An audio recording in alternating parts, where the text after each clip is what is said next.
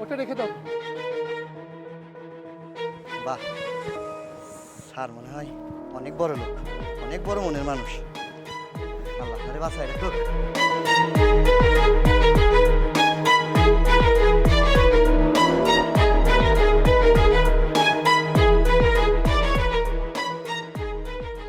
দেখো, আমাদের রিলেশনে তো অনেক দিন হয়ে গেছে, তুমি এবার বাসায় বিয়ের খবরটা দাও না।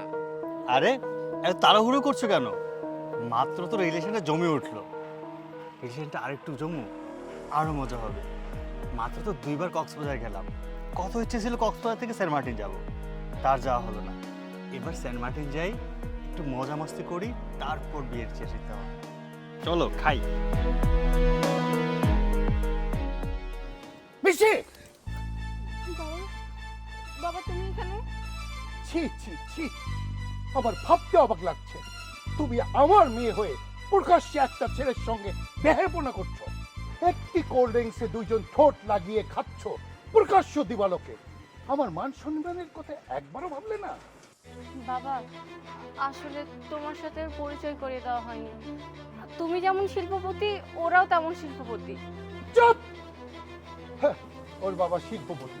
আরে একটা শিল্পপতির ছেলে কখনো রাস্তায় দাঁড়িয়ে প্রকাশ্যে মেয়েদেরকে নিয়ে এরকম ঢলাঢলি করবে না।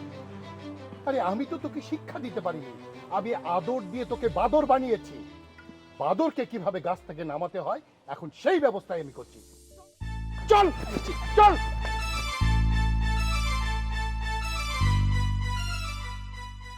আয়। আবুলকে কতবার বলেছি যে এই ডালটা ছেটে দে, এই আবুলটা আমার কথা শুনে। চুপ! কোনো কথা না, বাবা, একটা কথা বলবে না। এই, কি করো তুমি সারাদিন বাড়িতে? তোমার মেয়েকে সামাল দিতে পারো না? তোমার মেয়ে কোথায় যায়, কি করে, সে খোঁজ রাখো? আচ্ছা কি করেছে সেটা তো বলবে। কি করেছে তোমার মেয়ে? এই দিন দুপুরে বাইরে একটা ফকিরের ছেলের সঙ্গে ধরাধরি করছে, আমি নিজের চোখে দেখেছি এবং ওখান থেকে তোমার মেয়েকে নিয়ে এসেছি। কিরে, তোর বাবা যেটা বলছে সেটা কি একদম সঠিক কথা? মা, বাবা সত্যি কথা বলছে, কিন্তু বাবা যেটা বলছে ওইটা সত্যি কথা না। ও ফকিরনির ছেলে না, ও অনেক বড় লোকের ছেলে। চুপ! একটা কথা বলবি না। কোনো ভদ্রলোকের ছেলে রাস্তাঘাটে এভাবে মেয়ে নিয়ে ঘোরাফেরা করে না। আচ্ছা মেয়েটা না হয় একটা ভুল করেই ফেলেছে, আমরা একটু যাচাই বাছাই করলেই তো হয় ছেলেটা ভদ্র ঘরের ছেলে না ফকিরের ছেলে, তাহলেই তো মিটে গেল। হ্যাঁ, যাচাই বাছাই তো অবশ্যই করব। আমি দেখতে চাই ও কি ফকিরের ছেলে না কোনো শিল্পপতির ছেলে। আজকে শুধুমাত্র তোর জন্য তোর বাবার এত কথা আমাকে শুনতে হলো। আয় ভেতরে আয়।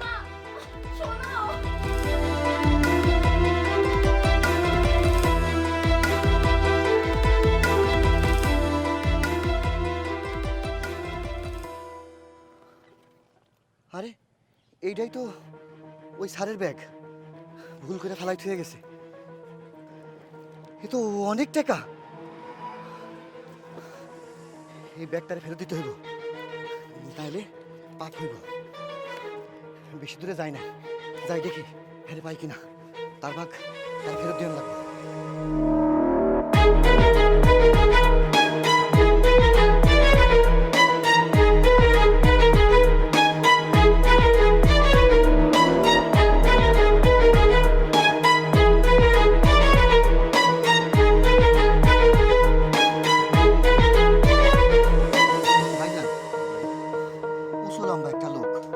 চশমা পরা, কোটটাই পরা, এদিকে আইতে দেখছেন?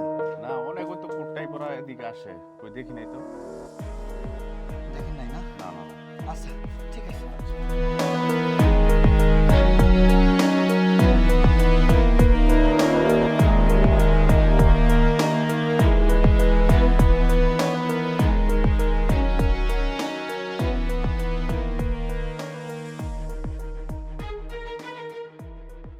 এই দাঁড়া, যে সারাদিন বন্ধু বান্ধবের গাড়ি লিয়ে ঘোরাঘুরি করস, এটা তো তেল খরচও লাগে নাকি? চালাও তো রিক্সা, রিক্সা চালায় বড় বড় কথা ওকে লিগা। আমার বন্ধু বান্ধবের গাড়ি আছে দেখে আমি চালাই, আর তেলের হিসাবে কথা কইতেছো? তেল তো আমারই দামটা করা লাগে। তুমি জীবনে তেল কিনে দিছো? বাবা রে, তুই তো একটা রিক্সাওয়ালার বলা, কত মানুষে চাকরি করে, তুই সারাদিন ঘুরে ঘুরে বেড়াস, একটা চাকরি করলেও তো পারস। এই চুপ করো, আস্তে কথা কও। লজ্জা করে না তোমার? লজ্জা করে না আমার এই কথা কইতে? তুমি একটা রিক্সাওয়ালা, আর তোমার মতো রিক্সাওয়ালার ঘরে আমার মতো একটা পোলা জন্ম নিচ্ছে, এটা তোমার 7 কপালের ভাগ্য। বুঝছো? আমার কি কও? চাকরি করার কথা কও। এই আমার দেখা মনে হয় যে আমার মতো পোলায় চাকরি করব? বাজান রে, টিভির মধ্যে খবরে দেখি এই মোটরসাইকেল চালায় কত মানুষ অ্যাক্সিডেন্ট করে মরে যায়। তুই আমার একটা মাত্র পোলা, যদি তোর কিছু হয়ে যায়। এই তোমার কি লজ্জা নাই? লজ্জা নাই তোমার? তোমার আর কেমনে কমো আমি? তুমি আমারে বুঝাও যে মাইসে মোটরসাইকেল চালাতে গিয়া অ্যাক্সিডেন্ট করে মরে যায়। আসল কথা কি জানো? তুমি নিজে তো কিনে দিতে পারবা না, তাই মানুষের ছোটাইতাছো। আর তুমি আমাকে তেলের হিসাব চাও না? তেলের অনেক দাম। শুনো, যেদিন এমন একটা গাড়ি কিনে দিতে পারবা সেদিন আমার কাছ থেকে তেলের হিসাব নিবা, ঠিক আছে? যত সব পাগলের তো জীবনে দেখছে সব গাড়ি চোখে।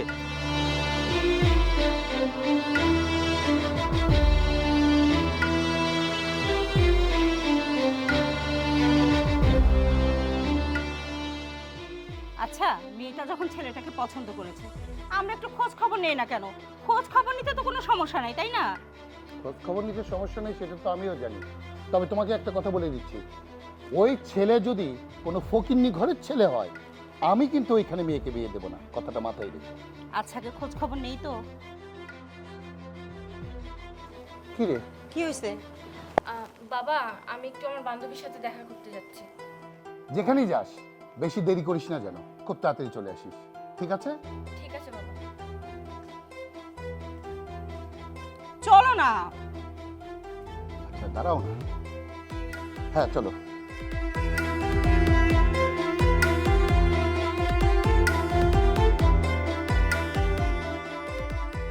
আচ্ছা, এখানে সূর্যদের বাড়ি কোথায়? সূর্য রেখেছেন আপনারা? হ্যাঁ। সূর্য তো আমারই ছেলে। ও আপনার ছেলে? ডিসগাস্টিং। দেখেছো দেখেছো তোমার মেয়ে কত বড় সর্বনাশ করেছে? একজন রিকশাওয়ালা ছেলের সঙ্গে সম্পর্ক করেছে। ছি ছি ছি, সমাজে আমার মান সম্মান সব ধূলিসাৎ করে দিয়েছে। স্যার, ও কি আপনাদের সাথে কোনো বেয়াদবি করেছে? আপনার ছেলে শুধু বেয়াদবি করে নাই, আপনার ছেলে আমাদের কলিজায় হাত দিয়েছে। স্যার, আপনাদের কথা তো আমি কিছুই বুঝলাম না। এই চুপ, একটা কথা বলবে না। খুব স্বপ্ন না? ছেলেকে লেলিয়ে দিয়েছো আমার বিষয় সম্পত্তি কিভাবে হাতিয়ে নেওয়া যায় সেই জন্য? চালাস তো একটা রিক্সা। তোর এত বড় স্বপ্ন কিসের? হ্যাঁ, তোরা ভেবেছিস তোর ছেলেকে আমার মেয়ের পিছে লেলিয়ে দিয়ে আমার সমস্ত সম্পত্তি আগ্রাসন করতে? না, ওই স্বপ্ন তোর কখনো পূরণ হবে না। স্যার, স্যার আমার কথাটা একটু শুনুন। চুপ, একটি কথা বলবি না। শোন, তোর ছেলেকে বলে দিস আমার মেয়ের আশেপাশে যদি আমি তাকে দেখি তাহলে তোর ছেলে আর এই বাড়িতে জ্যান্ত ফিরবে না, ফিরবে ওর লাশ। কথাটা মাথায় রাখিস। এই চলো, আস্তে একটা বিয়ে দেব, বুঝতে পেরেছো? স্যার, আসসালামু আলাইকুম। ওয়ালাইকুম আসসালাম। স্যার, আমার চিনতে পারছেন? তুমি মানে? ও বুঝছি, আপনার মনে নাই, দাঁড়ান আমি মনে করাইতেছি। স্যার এনে ধরেন স্যার। আরে, এটা তো তোমারই ব্যাগ। হ্যাঁ, এটা তো আমারই ব্যাগ। গত সপ্তাহে আমার রিক্সায় আপনি এই ব্যাগ ভুল করে রাখা গেছিলেন। আমি এক সপ্তাহ যাবত আপনার আমি অনেক জায়গায় খুঁজছি স্যার, তাই খুঁজে পাই নাই। আচ্ছা, এই ব্যাগ তুমি খুলে দেখেছো? হ স্যার, খুলে দেখছি। এটার মধ্যে 5 বান্ডিল টাকা আছে। আপনি একটু ভালো করে দেখেন আপনার টাকা ঠিক আছে কিনা।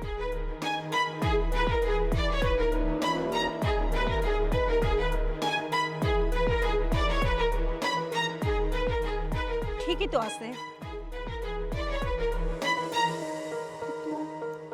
আমার তো মনে হয় গত সপ্তাহে আমি তোমার রিক্সায় উঠেছিলাম। এতদিন এতগুলো টাকা তোমার কাছে, অথচ তুমি এই টাকা ধরো নাই। স্যার, আপনার এই টাকার মালিক তো আমি না, এই টাকার মালিক হয়েছেন আপনি। এটা আমার কাছে আমানত ছিল। এখন যদি আপনার আমানত আমি খেয়ানত করি তাইলে এটা আমার ঠিক হইব না। আপনি যেহেতু টাকার মালিক, আপনার কাছে আমি আপনার জিনিস বুঝাইয়া দিলাম। তুমি এতগুলো টাকা পেয়েও তুমি কিছু করলে না? আরে তুমি তো চাইলে এই টাকা দিয়ে এই রিক্সা বাদ দিয়ে অটো রিক্সাও কিনতে পারতে, কেন তুমি টাকা ভাঙলে না? স্যার, আমি চাইলেই একটা অটো রিক্সা কিনতে পারতাম, আমার জীবনটারে সুন্দর করতে পারতাম, কিন্তু ওইটা তো আমার আমানত না, এটা আপনার আমানত। আর আমানত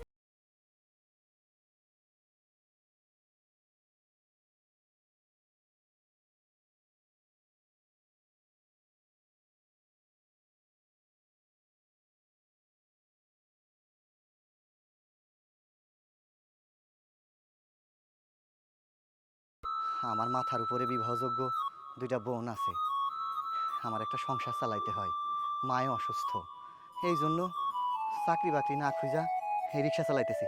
আর সত্যি কথা কইতে কি, আমি চাকরির জন্য অনেক জায়গায় গেছি, মামা খালু আর টাকার জন্য না থাকলে অত সহজে চাকরি পাওয়া যায় না, তাই জন্য কোনো কাম কাজ না পাইয়া এই রিক্সা চালাইতেছি। আচ্ছা বাবা, কিছু মনে না করলে একটা কথা বলি, তুমি কি বিবাহিত? ম্যাডাম, কইলাম না আমার মাথার উপরে দুইটা বিবাহযোগ্য বোন আছে, হ্যাঁদের বিয়া না দিয়া আমি কেমনে বিয়া করি কন? আচ্ছা ঠিক আছে, বাকি কথা পরে হবে। তুমি এখন আমাদেরকে বাসায় পৌঁছে দাও। জি স্যার, উঠেন, আমার রিক্সায় উঠেন। আসো।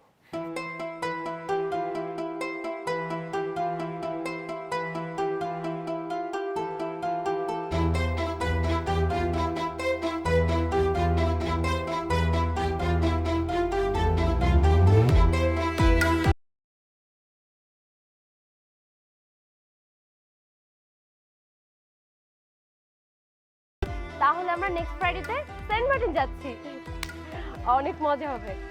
সূর্য, এই মেয়েটাকে। এক্সকিউজ মি, আপনি কে? হ্যাঁ, আপনি আমাদের দুজনের মাঝখানে এসে কথা বলছেন? আমি কে সেটা আপনাকে জানতে হবে না, আমি সূর্যকে জিজ্ঞেস করেছি। সূর্য, এই মেয়েটাকে। ও কি বলবে? হ্যাঁ, আমরা দুজন দুজনকে ভালোবাসি। কি? তোমরা দুজন দুজনকে ভালোবাসো? সূর্য, তুমি তাহলে এতদিন আমার সাথে প্রতারণা করেছো, ভালোবাসার অভিনয় করেছো? বাবা ঠিকই বলেছে, তুমি একটা ফকিরের ছেলে, তুমি একটা লুচ্চা বদমাইশ। তোমার মতো ছেলের সাথে কোনোদিনও বিয়ে করা যায় না।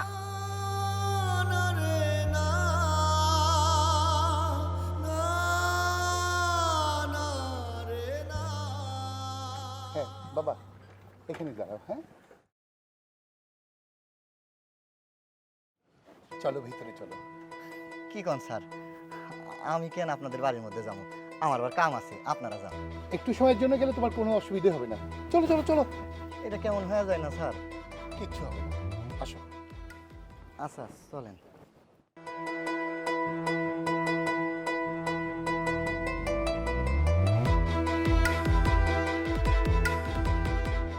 মিষ্টি, কি হয়েছে মা? মন খারাপ করে বসে আছিস? বাবা, তুমি ঠিকই বলেছিলে, ওই ছেলেটা আমার জন্য সঠিক নয়, ওই ছেলেটা আসলে আমার যোগ্যই নয়। দেখ মা, বাবা মা কখনো সন্তানের অমঙ্গল চায় না। আমি নিজেও খোঁজ নিয়েছি, আসলেই ও তোর যোগ্য না, ও একটা ফ্রড। তবে মা, আমি তোর কাছে একটা প্রস্তাব নিয়ে এসেছি। দেখ, একটা কথা মাথায় রাখিস মা, সবসময় তোর বাবা সবসময় তোর মঙ্গল চায়। এই ছেলেটাকে দেখ, তোর পছন্দ হয় কিনা। এই ছেলেটাকে দেখে মনে হয় ও তো একজন রিক্সা চালক। হ্যাঁ মা, তুই ঠিকই বলেছিস, ও জীবিকার সন্ধানে রিক্সা চালায়। কিন্তু জানিস, ও একজন শিক্ষিত ছেলে, ও একজন সম্ভ্রান্ত পরিবারের ছেলে। অবস্থাগত কারণে আজকে হয়তো ওই রিক্সা চালায়, কিন্তু তার চেয়েও বড় পরিচয় ও কি জানিস? ও একজন সৎ এবং একজন অনেস্ট একজন মানুষ। ওর মনুষ্যত্ববোধ যা আছে, আমি এরকম ছেলেই খুঁজছিলাম মা। বিশ্বাস কর, আমার এই ব্যাগ আমি 7 দিন আগে রিক্সায় ছেড়ে এসেছিলাম। ওই ব্যাগে 5 লক্ষ টাকা ছিল। ও খুঁজে খুঁজে আজকে আমাদেরকে সেই টাকা ফেরত দিতে এসেছে। তুই বল মা, আজকালকে যুগে এরকম ছেলে পাওয়া যায়? কখনোই পাবি না। মারে, আমি মানুষ চিনতে ভুল করি না, বুঝতে পেরেছিস? জি বাবা। বাবা, তোমাকে আমি যে জন্য এখানে এনেছি, কথাটা আমি বলি তোমাকে। আসলে তুমি বলছিলে না যে মামা খালুর জোর না থাকলে চাকরি হয় না, তাই আমি সিদ্ধান্ত নিয়েছি যে আমার কোম্পানিতেই তোমাকে ম্যানেজার হিসেবে আমি তোমাকে বহাল করব। তোমার যদি আপত্তি না থাকে তাহলে আমার মেয়ের দায়িত্ব তোমাকে দিতে চাই। আমার মিল ইন্ডাস্ট্রি যা কিছু আছে সব কিছু দেখার জন্য সৎ লোকের বড় অভাব। আমি অনেক জায়গায় খুঁজেছি, কিন্তু তোমার মতো সৎ, একনিষ্ঠ, এরকম নম্র ভদ্র ছেলে আমি পাইনি। আর যখন তোমাকে আমি পেয়েছি, আমি তো তোমার বাবার মতোই বাবা। তাই তোমার কাছে অনুরোধ করব, আমার এই প্রস্তাব তুমি ফিরিয়ে দিও না বাবা। দেখো, আমার মেয়েটা কিন্তু খুব লক্ষ্মী। আমার কোনো ছেলে নেই, একটা মাত্রই মেয়ে, ওকে নিয়ে সবসময় আমি দুশ্চিন্তায় থাকি। আমি মারা গেলে এই বিষয় সম্পত্তি ও কিভাবে ট্যাগেল করবে? টাকার লোভে অনেকেই আসবে ওর জীবনে হয়তো, কিন্তু সঠিক লোকও চিনতে পারবে না। তুমি তুমি আর অমত করো না বাবা। একজন বাবা হয়ে তোমার কাছে বলছি, তুমি আমার প্রস্তাবটা গ্রহণ করো। স্যার, আমি একজন সামান্য রিক্সাওয়ালা, আমি এত বড় দায়িত্ব কি নিতে পারবো? না না বাবা, তুমি রিক্সাওয়ালা হতে যাবে কেন? আর এই জীবন জীবিকার জন্য কোনো কাজ বেছে নিলে সেটাই পেশা হয়ে যায় না বাবা।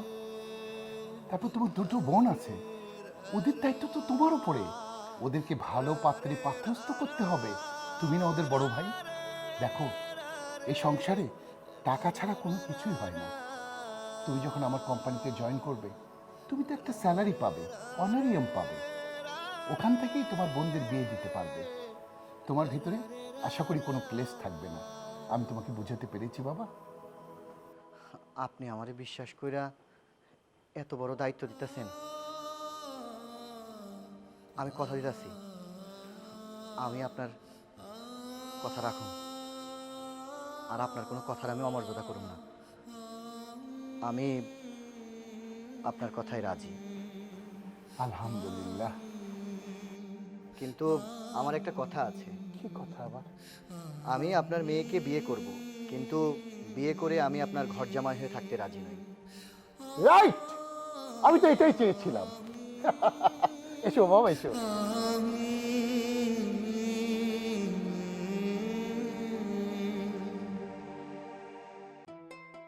এই বেশি দিও না, অল্প একটু, অল্প বাস, একটু ছাড়ো, বাস। আর লাগবে না, আর লাগবে না আমার। তুমি নাও, তুমি মাছ নেবে? হ্যাঁ, আমি মাংস খাই।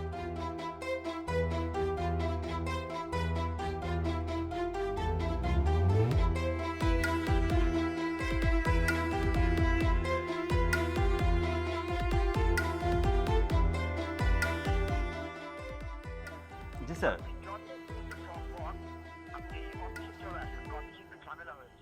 ঠিক আছে স্যার, আমি এখনই চলে আসতেছি। অফিস থেকে বস ফোন দিয়েছিল, এখনই অফিস যেতে বলেছে।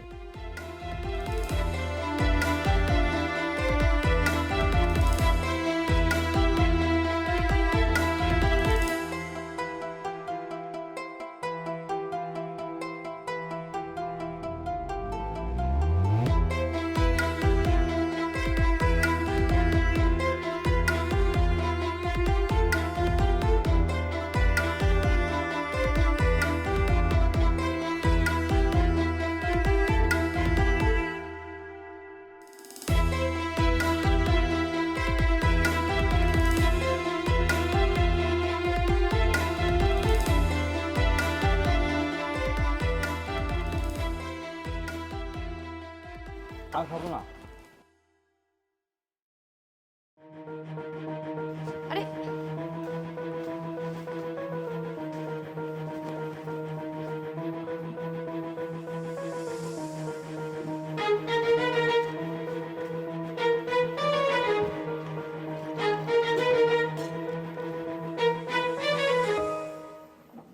চাবিটা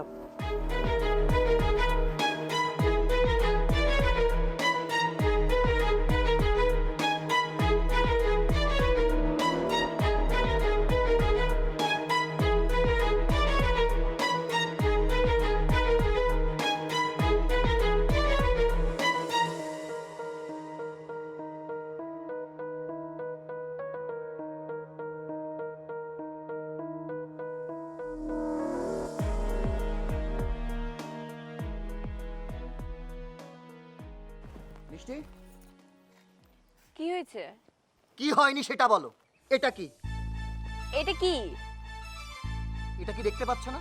এটা তো একটা প্লেট। প্লেটের কি দেখবো আমি? আর তুমি আমার সাথে এভাবে শাউটিং ভাবে চিল্লাই কথা বলছো কেন? তোমাকে আমি এখন সোনা, মধু, পাখি, তোমাকে আমি কোলে করে নিয়ে এখন কথা বলবো, তাই না? সকালবেলা এই প্লেটে আমি নাস্তা করে অফিসে গিয়েছি। অফিস থেকে এসে দেখি এটা টেবিলের উপরে পড়ে আছে এবং নোংরা মাখা। তুমি পরিষ্কার করতে পারোনি? আমি কি তোমার ঘরের বাদি নাকি যে আমি সবকিছু পরিষ্কার করে রাখবো? ওইদিকে তোমার মাকে দেখো, তোমার মা তো 24টা ঘন্টা পার পর পা তুলে আমাকে ফরমাশ করে, এটা লাগবে, ওটা লাগবে, সেটা লাগবে। তোমার মা কি এসব দেখতে পারে না? আমি আমি পারবো না পরিষ্কার করতে, হয় তুমি পরিষ্কার করবে না হলে তোমার মা পরিষ্কার করবে। আমি পরিষ্কার করব, আমি পরিষ্কার করব। খুশি? এবার খুশি? তুমি কি চাও বলবে আমাকে? কিচ্ছু চাই না, শান্তি চাই। এই তো থামবে। আল্লাহর ফজরে উঠে মানুষ নামাজ কালাম পড়ে, আর তোরা উঠাস ঝগড়া করে নিয়ে। আর সন্ধ্যার সময় অফিস থেকে বাড়িতে আসস, তখনও ঝগড়া করস। সারাক্ষণ যদি ঝগড়া করতে থাকস, লোকজন কি বলে শুনি? মানুষজন আর কি বলবে? মান সম্মান থাকলে তো মানুষ কিছু বলবে। তোমার বৌমাকে এই সংসারে নিয়ে এসেছি তাকে নিয়ে সংসার করব বলে, আর সে কিনা আমার মুখের উপরে জবাব দিচ্ছে এই প্লেট অপরিষ্কার কেন, বলতেছে তোমার মাকে দিয়ে পরিষ্কার করাও, নাই আমাকে দিয়ে পরিষ্কার করাও। সারাদিন অফিস করে বাড়িতে এসে যদি এই থালা বাসন আমাকে পরিষ্কার করতে হয়, তাহলে তাকে বিয়ে করে কেন নিয়ে এসেছি? শোনো বৌমা, আমি সংসারের যাবতীয় কাজকর্ম করি, তোমাকে কিন্তু কোনো কাজকর্ম করতে দিই না। তুমি পটের বিবি সেজে খাটের উপর শুয়ে থাকো, আমি কখনো কিছু বলি? আজকে শুধুমাত্র ওকে দেখানোর জন্য আমি প্লেটটা ধুইনি, যে দেখো সংসারে কি কাজ তুমি করো। ও, তাহলে আপনি ইচ্ছা করে এসব ষড়যন্ত্র সাজিয়েছেন যেন আপনার ছেলের কাছে আমাকে খারাপ প্রমাণিত করতে পারেন, তাই না? ঠিক আছে, আমি ওর সংসার করব না, আমি চলে গেলাম এই বাড়ি ছেড়ে। থাকেন আপনারা, তুমি তোমার মায়ের সাথে থাকো, আর আপনি আপনার ছেলেকে নিয়ে থাকেন। এমন মানুষের সাথে আমি ভুল করে সংসার করব না। আর আমি এই বাড়ি তো চাকরানি না যে আপনাদের সব কাজ কাম করব আমি। আপনারা থাকেন, আমি চললাম। বৌমা, আরে কাকে বৌমা বাবা বলছো? যে যাচ্ছে যাক, 2 দিন বাপের বাড়ি, 2 দিন, 2 দিন পরে ওই বাপের বাড়িতে ঠাঁই হবে না। তোমার মতো ডাইনিমের কোথাও ঠাঁই হবে না। থামবি তো? ওই তোদের এই ঝগড়া ঝাঁটি আমার আর ভালো লাগে না। আল্লাহ যে কেন আমাকে তুলে নেন, আমি খালি সেই চিন্তাই করি।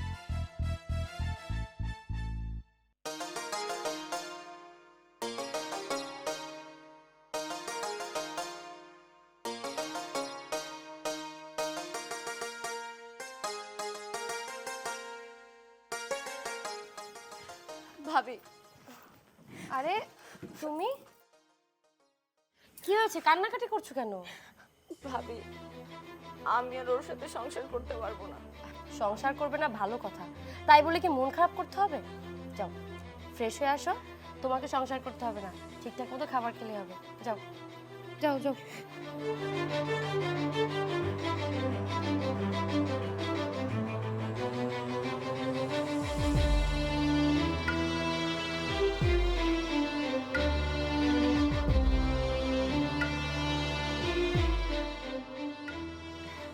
ফ্রেশ হয়েছ?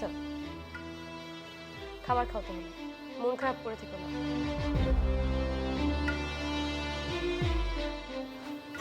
কি ব্যাপার, বাসায় দেখছি মেহমান? হ্যাঁ দাও আমার কাছে। কি রে, কেমন আছিস? ভালো আর কি করে থাকি ভাইয়া। কেন, কি হয়েছে? জানো না, শাশুড়ি সবসময় আমাকে কাজের খোঁটা দেয়, একটা সেকেন্ডে আমাকে বাসায় বসতে দেয় না, সবসময় কাজ আগিয়ে দেয়। আর আমার হাজবেন্ডের কথা তো বাদই দিলাম, যখনই অফিস থেকে আসবে আমাকে পানি আগিয়ে দিতে হবে, তার এটা করতে হবে, ওটা করতে হবে, কাপড় ধুতে হবে। আচ্ছা ভাইয়া, তুমি বলো, আমি কি ওই বাসায় কাজের বুয়া? তোমরা আমাকে বিয়ে দিয়ে ওই বাসায় পাঠিয়েছো কিসের জন্য? এসব কাজ করার জন্য? ওই বাসায় আমি আর একটা মুহূর্ত শান্তিতে থাকতে পারতেছিলাম না, এজন্য আমি এখানে চলে আসছি। মিষ্টি, সংসার জীবনে স্বামী স্ত্রীর ভিতরে টুকিটাকি ঝগড়া হয়েই থাকে, তাই বলে এই নয় যে ঝগড়া লাগলেই বাবার বাড়িতে চলে যাব। আজকে তুমি আমাদের বাড়িতে এসেছো, বিষয়টা কেমন যেন দেখা যাচ্ছে না? তুমি যদি আজকে তোমার স্বামীকে নিয়ে আসতে, তাহলে তোমরা আমাদের সাথে একসাথে খেতে অনেক আনন্দ হতো, কিন্তু এখন তুমি একা এসেছো, আর তোমারও মন খারাপ, আমাদের কাছেও বিষয়টা খারাপ লাগছে। কি বলো তুমি? হ্যাঁ, স্বামী স্ত্রী একসাথে চলার পথে ঝগড়া হবে, এটাই স্বাভাবিক। শুধু স্বামী স্ত্রী কেন, বাবা মেয়ে, মা মেয়ে, বাবা ছেলে, সবার সাথে সবার ঝগড়া হয়, তাই বলে কিন্তু কেউ কাউকে ছেড়ে যায় না। তোর হাজবেন্ডের সাথে ঝগড়া হয়েছে, আর ঝগড়া হলে কি জানিস, সম্পর্কটা আরও মধুর হয়। ঝগড়াতেই বোঝা যায় কে কাকে কতটা ভালোবাসে। তুই রাগ করে চলে এসে একদম ভুল করেছিস। আর তোর সংসারে তো বাড়তি কোনো লোক নেই, তুই, তোর হাজবেন্ড আর তোর শাশুড়ি, দুজন মানুষ একটু মানিয়ে নিলেই তো হয়, তাই না? বাসায় একটা অশান্তি আমার শাশুড়িকে নিয়ে আর আমার স্বামীকে নিয়ে, আর এখানে আরেকটা অশান্তি তোমাদের কথা নিয়ে। আমি করবো তো করবোটা কি? তোমরা থাকো, আমি গেলাম। আরে মিষ্টি, ভুল বুঝিস না। ও যদি ওর স্বামীর সাথে এভাবে ঝগড়া করে, তাহলে তো কোনোদিন ওদের সংসারে শান্তি আসবে না। ওকে একটু বোঝানোর চেষ্টা করো, হয়তো মানে ঠান্ডা হলে ঠিক হয়ে যাবে। আচ্ছা ঠিক আছে, তুমি ফ্রেশ হয়ে নাও।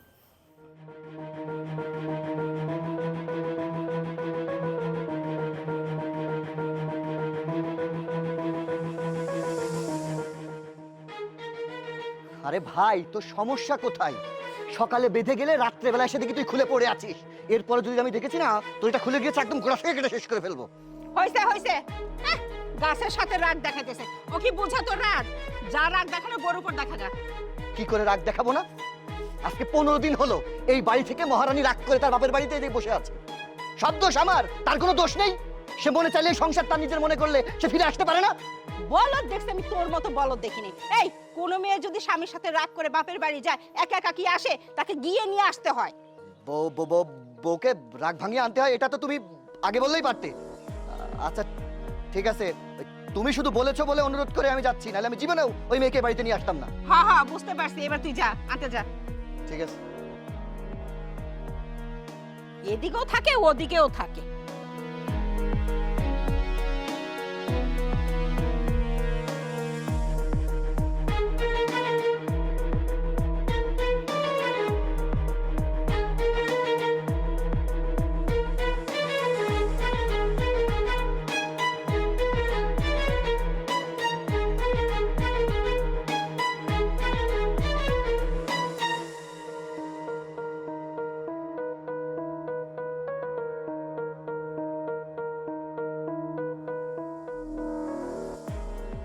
কি রে মা মিষ্টি?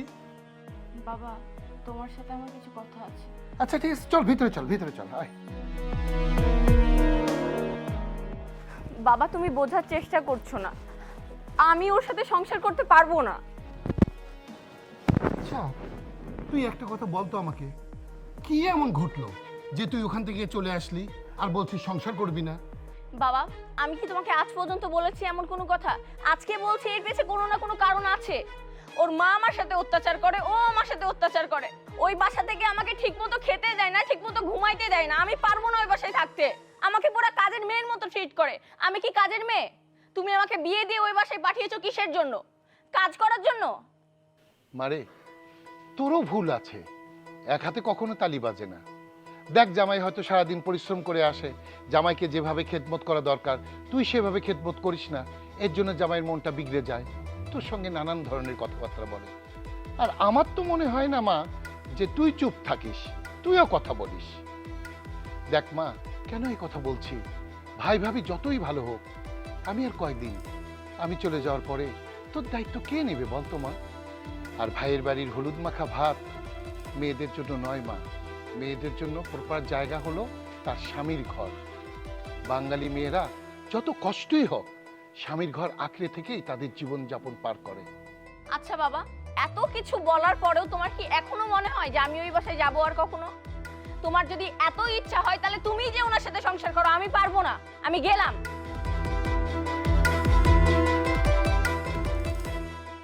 এই মেয়েটাকে আমি কেমনে বোঝাই? আমি তো কোনো কথাই এর বোঝাতে পারছি না। আচ্ছা কয়দিন যাক, রাগটা একটু পড়ুক, যা কিছু করতে হবে আমার বৌমাকে দিয়েই করতে হবে। আমি জানি আমার বৌমা অবশ্যই ওকে বোঝাতে পারবে।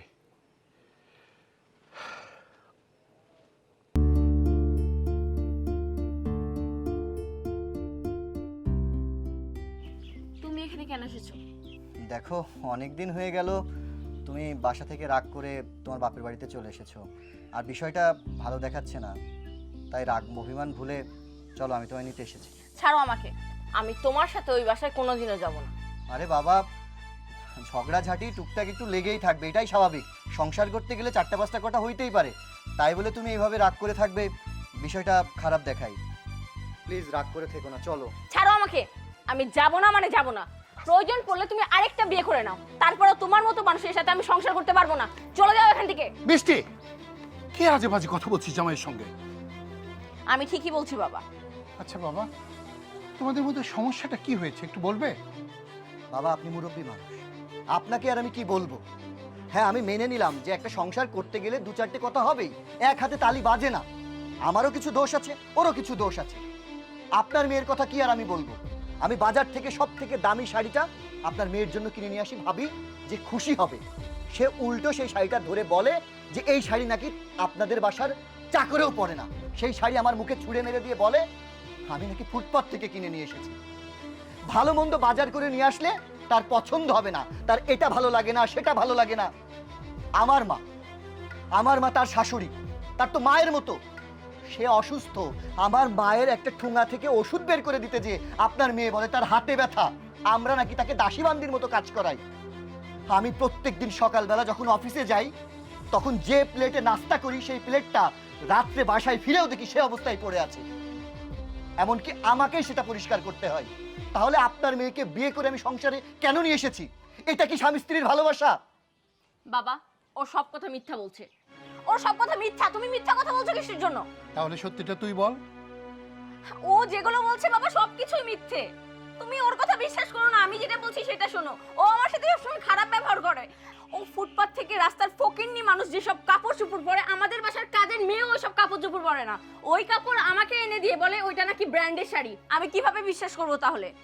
এমনকি বাবা, আমি যখন মাছ রান্না করতে যাই, আমার শাশুড়ি মা বলে উনি মাছ খাবেন না, মা মাছ রান্না করো না। তারপরে আমি যখন রান্না বান্না করে ফ্রেশ হতে যাই, এসে দেখি ছেলে মা দুজন খেয়ে ফেলেছে। আমার জন্য কি থাকে? আটে গুটে ওই যে কি জানো বলে মাছের কাঁটা, ওইসব আমার জন্য রেখে দেয়। আমি কি ওদের বাসার দাসীবাদী যে আমি এগুলো খাবো? বাবা শোনো, এই ছেলের সাথে আমার সংসার করা সম্ভব না। আমি ওর সাথে সংসার করতে পারবো না। মারে, তোকে আজকে একটা কথা বলি। বিয়ের পর থেকে তো তুই আমাদের বাড়িতে আসা যাওয়া করিস। আচ্ছা, কখনো কি দেখেছিস তোর ভাই আর ভাবির মধ্যে কখনো কোনো গন্ডগোল, ওদের মধ্যে কোনো ঝগড়া? ওরা কিন্তু তা করে না, বুঝতে পেরেছিস? তোর ভাই যখন অফিস থেকে আসে, তোর ভাবি দরজা খুলে এক গ্লাস পানি আগে হাতে ধরে দেয়, তারপর তার কাপড় চোপড় আগায় দেয়, অজুর পানি দেয়, তারপর তোর ভাই ফ্রেশ হওয়ার পরে চা খায়। অনেক সময় আমি রাতে আমার রুমে যাওয়ার আগে তোর ভাবির রুমে আলো জ্বালা দেখি তোর ভাই ঘুমাচ্ছে, তোর ভাবি তোর ভাইয়ের পা হাত পা টিপছে। কারণ কি জানিস? পরের দিন তোর ভাই অফিসে গিয়ে যেন কোনো ক্লান্তি না বোধ করে, সে যেন অফিসে সুন্দর মতো কাজ করতে পারে। মারে, এটা হলো স্বামী স্ত্রীর বন্ধন। একে অপরকে বিশ্বাস করবে, একে অপরকে ভালোবাসবে, এটাই হলো প্রকৃতির নিয়ম। এটাই হলো একে অপরের প্রতি বিশ্বাস। বুঝতে পেরেছিস মা? যেদিন মেয়েরা বিয়ে হয়ে স্বামীর ঘরে যায় না, সেদিন থেকেই তারা ওই বাড়ির লোক হয়ে যায়, বাবার বাড়ির তারা মেহমান হয়। বুঝতে পেরেছিস? তুই আমার বাসার মেহমান। মারে, এই যে কথাগুলো বললাম তোর ভাবি, যে চেহারাটা তোকে বুঝালাম, এটাই বাংলার রমণীর আসল রূপ। হ্যাঁ, বাবা একদম ঠিক কথা বলেছে। স্বামী স্ত্রী দুজন দুজনের অর্ধাঙ্গিনী। যেদিন থেকে আমি তোমাদের বাড়ির বউ হয়ে এসেছি, সেদিন আমি বুঝতে পেরেছি স্বামী স্ত্রীর সম্পর্ক কতটা মধুর হয়। আরে বোন, স্বামী যখন সারাদিন বাইরে কাজ করে, সারাদিন তো তাদের অনেক খাটাখাটনি হয়, তখন তাদের মেজাজ এমনিতেই গরম থাকে। যখন তারা বাসায় আসে, তখন যদি তাদের বউ তাদের সাথে খারাপ ব্যবহার করে, তখন তাদের মটকা আরো গরম হয়ে যায়। তখন তো এমনিতেই ঝগড়া লাগে। তাই হয়তো তোমাদের সংসারে একটু অশান্তি হচ্ছে, কিন্তু এটা নিয়ে মন খারাপ করতে নেই। আজকে যদি তুমি তোমার স্বামীকে ছেড়ে দাও, তখন একবার ভেবে দেখেছো সমাজের লোক কার দিকে আঙুল তুলবে? তোমার স্বামীর দিকে না, তোমার দিকে আঙুল তুলবে। তখন কিন্তু বিষয়টা অনেক খারাপ দেখা যাবে। তাই বলি কি বল, সব কিছু মেয়েদেরকে মানিয়ে নিতে হয়। মেয়েরা মানিয়ে নেয় বলেই তো অনেকের সংসারে এখনো শান্তি আছে। তুমি যেভাবে ঝগড়া করো, তাতে সংসার টিকানোর মতো কোনো ওয়ে আমি দেখি না। ভাইজান অনেক ভালো মানুষ, তাকে দেখে মনে হয় না সে তোমাকে সস্তা কাপড় এনে দেবে। সে তোমাকে অনেক ভালোবাসে, তাই তো তোমার সব কিছু সে মেনে নেয়। একটু মানিয়ে নিতে শেখো, দেখবে তোমার সংসারে শান্তি ফিরে এসেছে। বাবা, আমি আমার ভুলটা বুঝতে পেরেছি। আমি এতদিন জানতাম যে মানুষ দেখে কিছু শেখে, কিন্তু আমি ভাবির সাথে এতদিন থেকেও আমি আজ পর্যন্ত কোনো কিছু শিখতে পারলাম না। বাবা, আমি শুনেছি স্বামী স্ত্রীর সুসম্পর্ক নাকি এই পৃথিবীতে বেহেশত, আর স্বামী স্ত্রীর দুঃসম্পর্ক এই পৃথিবীতে নাকি দোজক। কিন্তু আমি তো আমার সংসারটাকে দোজক করে রেখেছি বাবা। বাবা, আমার অনেক বড় ভুল হয়ে গেছে, তুমি আমাকে ক্ষমা করে দাও বাবা। ঠিক আছে মা, তুই তোর ভুল বুঝতে পেরেছিস। তাহলে তুই যা মা, জামাইয়ের সঙ্গে বাড়িতে যা। না না বাবা, এখন ওরা কোথায় যাবে? মাত্র জামাই আমাদের বাড়িতে আসলো। যেহেতু ভাইয়া আমাদের বাড়িতে আজকে আসছে, আজকে ভালো মন্দ খাওয়াবো, তারপরে ভাইয়া যাবে। দেখলি, এই হলো আমার বৌমা, বাংলার সেরা বধূ। আচ্ছা মা, ওদেরকে ঘরে যাও, আমি বাজার থেকে আসি। আচ্ছা বাবা। বাবা, হ্যাঁ মা। চিংড়ি মাছ আর ইলিশ মাছ নিয়ে এসে। আরে ওটা আর বলতে হবে, আমার মাথায় আছে, আমার মাথায় আছে। আপনারা দুজন ভেতরে আসুন। ঠিক আছে ভাবি। ধরো ভেতরে চলো।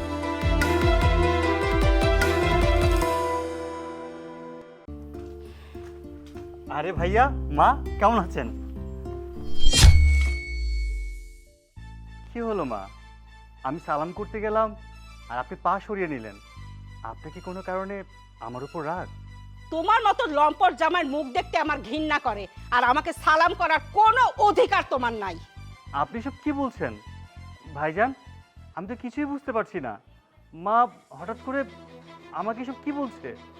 আমার মা যেটা বলেছে ঠিক বলেছে। তুমি যে আমাদের বাড়ির জামাই না, এখন সেটা ভাবতে নিজেদেরকে মানে ঘেন্না করছে।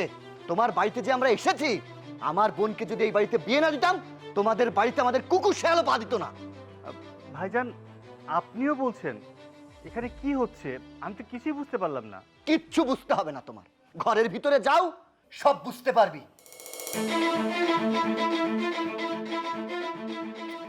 মিষ্টি, ও তাহলে তুমি চলে এসেছো।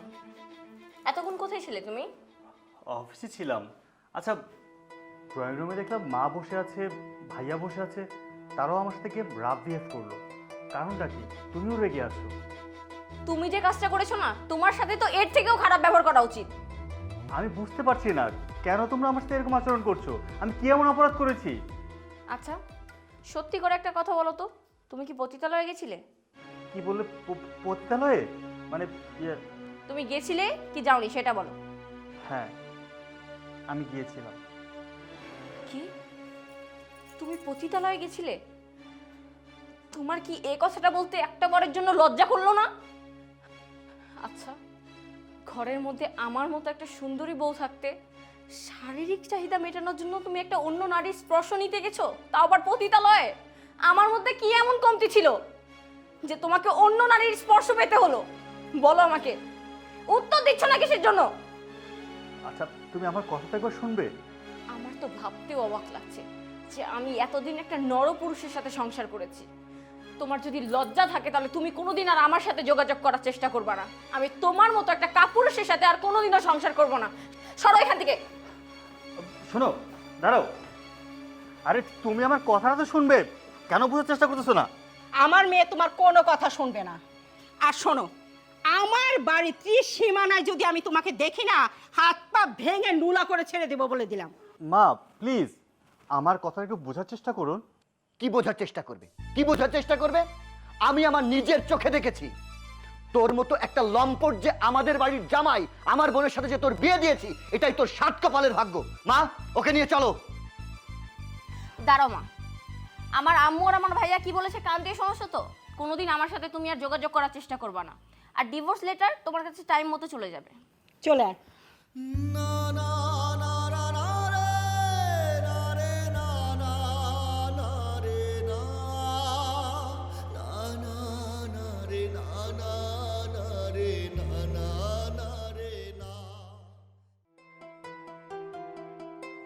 এই মেয়ে, কে আপনি? আরে বাইরেন, একটু কাজ আছে তোর। বাইরেন না, আমার জানি দেন একটু। বাইরেন, আরে দেন। বাইরেন না, যান।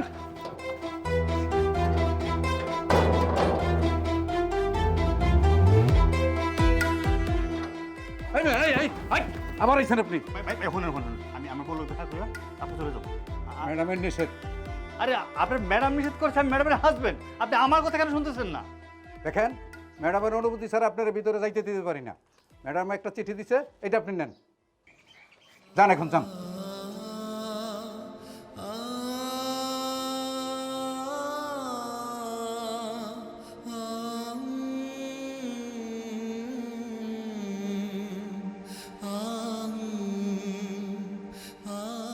দেখুন, আপনারা যখন সিদ্ধান্ত নিয়েই ফেলেছেন আপনারা ডিভোর্স করবেন, কিন্তু আমি একজন উকিল হিসেবে আপনাদেরকে কোনো সাজেস্ট করব না। কিন্তু একজন মানুষ হিসেবে আমি বলবো যে সংসারে টুকিটাকি লেগেই থাকে। এই একটা বিষয় বা দুটো বিষয়কে কেন্দ্র করে ডিভোর্সের মতো পর্যায়ে আসা উচিত না। আপনারা দুইজনই তো শিক্ষিত মনে হয়, আপনারা নিজেদের মধ্যে একটু মেনে চেনে নিয়ে আবার সংসার পুনরায় শুরু করা কি সম্ভব না আপনাদের পক্ষে? উকিল সাহেব, আপনি তো ভালো মতোই জানেন যে আমি ওকে ডিভোর্স লেটার পাঠিয়েছিলাম, কিন্তু ও বলেছিল ও আমার সাথে দেখা না করে সাইন করবে না। এই জন্যই আজকে ওকে এই অফিসে দেখেছি। আপনি ওর কাছ থেকে শুধু সিগনেচারটা নিয়ে নেন। সূর্য সাহেব, আপনার মিসেস তো চাচ্ছে না আপনার সঙ্গে থাকতে, উনি ডিভোর্সই চাচ্ছে। তো আপনি এখানে সিগনেচার করেন, আর যদি আপনার কিছু বলার থাকে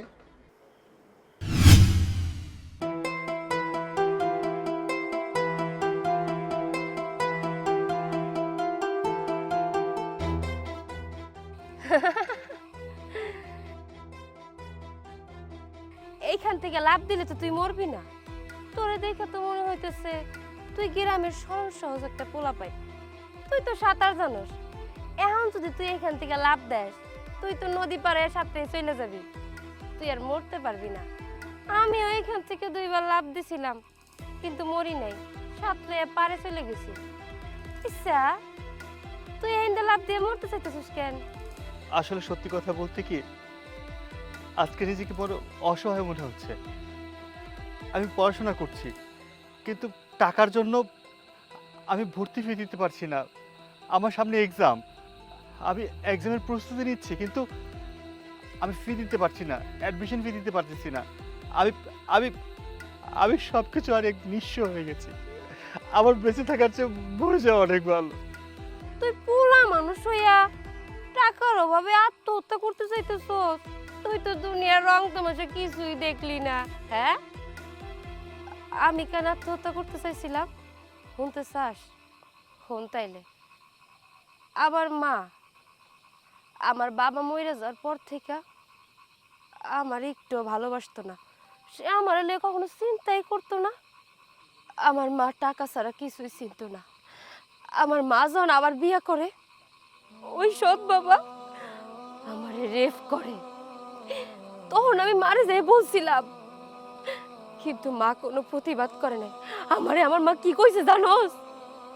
কই, যা হবার হইছে, এইগুলা লই আর চিন্তা করিস না। সেই দিন আমি প্রথমবারের মতো এই জায়গায় আত্মহত্যা করতে আসছিলাম, কিন্তু আমি মরি নাই। আর দ্বিতীয়বার কেন আত্মহত্যা করতে এসেছিলাম জানতে চাস? আমার মা আমার সুন্দর করে সাজাই গুজাইয়া কইছিল আমার নিয়ে দূরে ঘুরতে যাইব, কিন্তু আমার ঘুরতে নিয়ে যায় নাই। সে আমার নিয়ে গেছিল একটা পরপুরুষের কাছে, একটা বুড়া লোকের কাছে। ভাই, এই যে আমার মেয়েকে কোনো পুরুষ মানুষের কাছে দেই নাই, আপনার কাছেই প্রথম দিয়ে গেলাম। টাকাটা একটু বাড়াই দিতে হইব।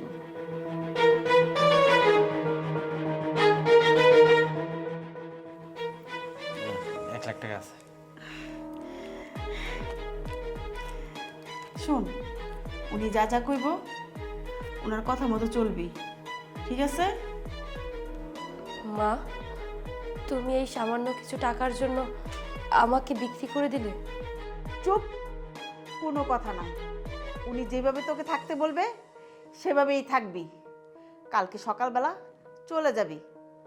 আর যদি আমি রাত্রেবেলা শুনি যে কোনো কাবজাব করছিস, তাহলে সকালবেলা এসে তোকে গলার টিপে আমি এখানেই রেখে যাব।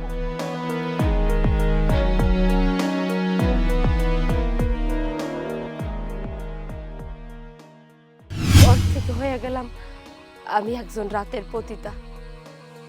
তোর টাকা লাগবো না দেখা তুই আজ এখানে আত্মহত্যা করতে আইছিস, আর আমি অসৎ পথে টাকা ইনকাম করবো না দেখা আমি সেদিন আত্মহত্যা করতে আইছিলাম। কিন্তু এখন আমার আর আত্মহত্যা করতে ইচ্ছা করে না। মানুষের রঙ্গ তামাশা দেখতে আমার খুব মজা লাগে। ওই যে মানুষের মুখোশের আড়ালে হাজারো রূপ, আর একজন পুরুষ পতিতলায় আইসা পতিতাগুলাকে রাত কাটাইয়া বলল যে হাজারো মিথ্যা কথা বলে। এইগুলা দেখে আমি অনেক মজা পাই। আমার জীবন তো নষ্ট হয়েই গেছে, তোর জীবনে ভবিষ্যৎ পড়ে রয়েছে। এই লো টাকা, তোর যদি আরো কিছু প্রয়োজন হয় তাহলে কাকলি পতিতালয় যাইস। ওখানে গেলে শেফা নাম করলেই আমারে পাবে।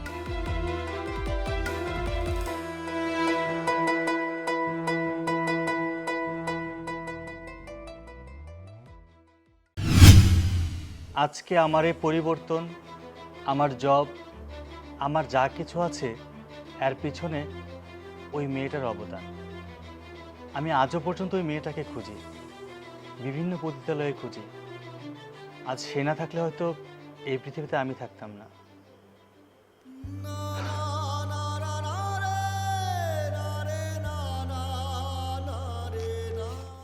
এই যে আমি সিগনেচার করে দিয়েছি। আরেকটা কথা, আপনাদের ধারণা আমি পতিতালয়ে গিয়েছি আমার শারীরিক চাহিদার জন্য, যার জন্য আপনি